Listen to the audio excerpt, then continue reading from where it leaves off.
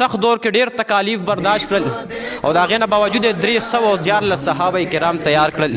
او هغه بیا داسې عاشقان شو چې د بدر میدان ته یې بوتلل نو هغوی بیا سرونه هم ورکړل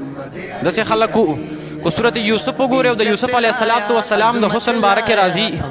چې کله زلیخې بیبي یوسف ته آواز وکړو زنانې کینولې د مصر او هغوی له په لاس کې چړې ورکړو فروټ یې ورکړل چې دا چړو باندې دا فروټ کټ کوې او یوسف علیه السلام ته آواز وکړو چې کله یوسف نبي را دننه شو زنانو یوسف علیه السلام ته وکتل نو هغوی د هغه په مخ او د هغه په حسن کې دومره ډوبې شوې زنانه چې خپلې ګوتې د فروټو په ځای خپلې ګوتې پرې کړې